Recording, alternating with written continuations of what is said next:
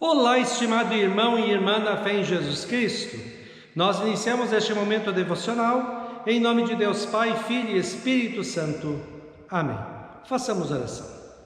Ó Senhor nosso Deus, nós te louvamos, porque se nós estamos aqui hoje, é porque o Senhor tem cuidado de nós, tem nos abençoado, protegido e amparado. Abençoa este dia, abençoa agora o meditar da Tua Santa Palavra, que em nossos corações aumente a fé, a esperança e o amor. Isso te pedimos e agradecemos em nome de Jesus Cristo, Teu Filho, nosso Senhor e Salvador. Amém.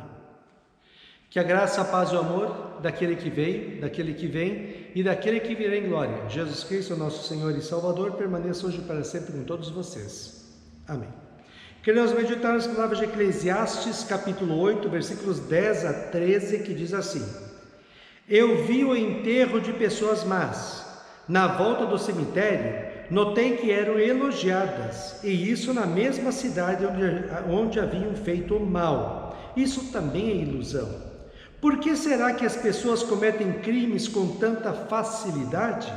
É porque os criminosos não são castigados logo. Um criminoso pode cometer 100 crimes e continuar a viver. Sim, eu sei que dizem, se você temer a Deus, tudo lhe correrá bem, mas não correrá bem para os maus. A vida deles passa como a sombra, morrerão jovens porque não temem a Deus. Estimado irmão e irmã, a impunidade é a causa do aumento da criminalidade em um país.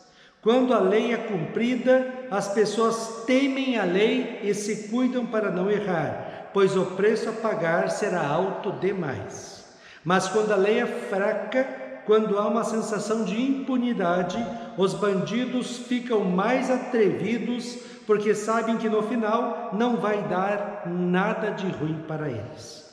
Também na época que viveu o sábio de Eclesiastes era assim, pois ele disse no texto de hoje: por que será que as pessoas cometem crimes com tanta facilidade? É porque os criminosos não são castigados logo. Desde a queda em pecado, lá no início da criação, o ser humano tornou-se mau e pecador.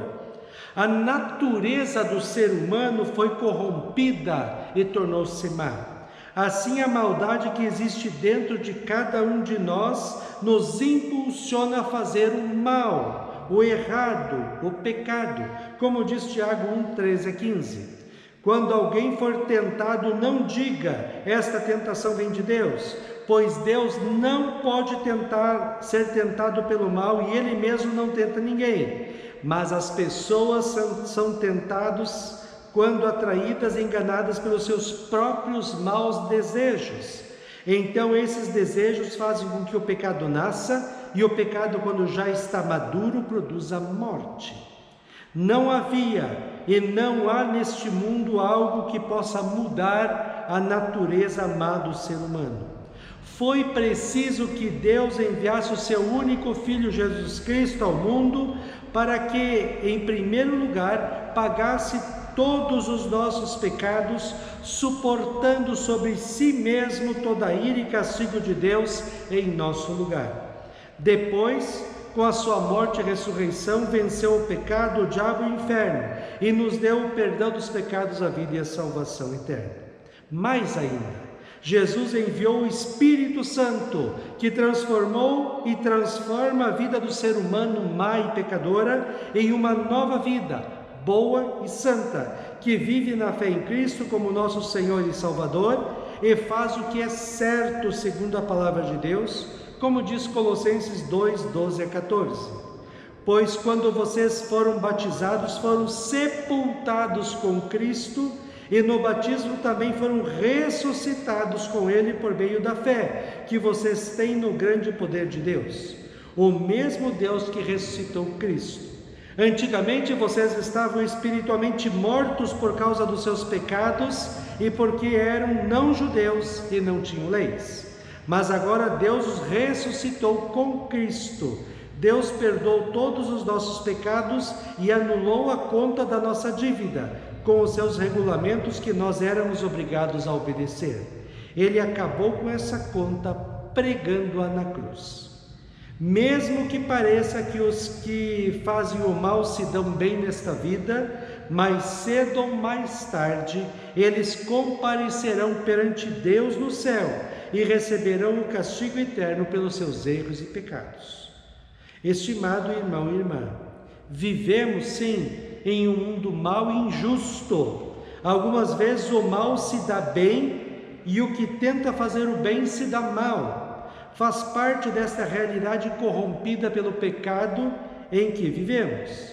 Mas aqueles que têm fé em Cristo, temem a Deus e vivem uma vida verdadeiramente cristã, um dia lá no céu verão a diferença entre o que creu e o que não creu em Cristo, entre o que viveu na fé e o que não viveu.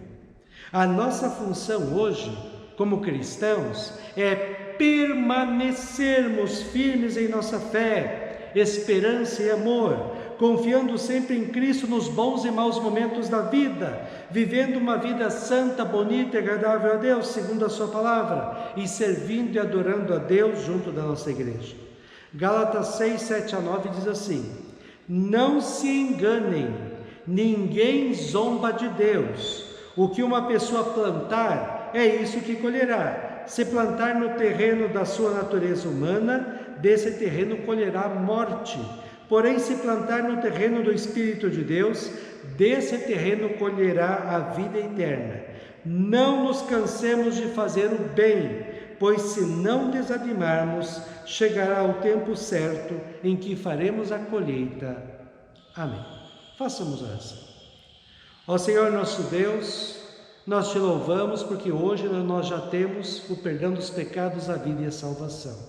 E tudo isso por amor de Ti, que chegou ao ponto de entregar o seu único Filho para que morresse por nós na cruz.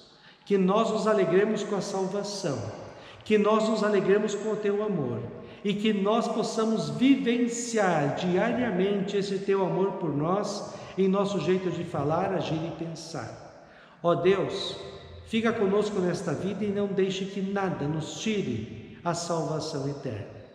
Abençoe este dia e dá-nos sabedoria. Isso te pedimos e agradecemos em nome de Jesus. Amém. Receba a bênção do Senhor. O Senhor te abençoe e te guarde. O Senhor faça resplandecer o seu rosto sobre ti e tenha misericórdia de ti. O Senhor sobre ti levante o seu rosto e te dê a paz. Amém.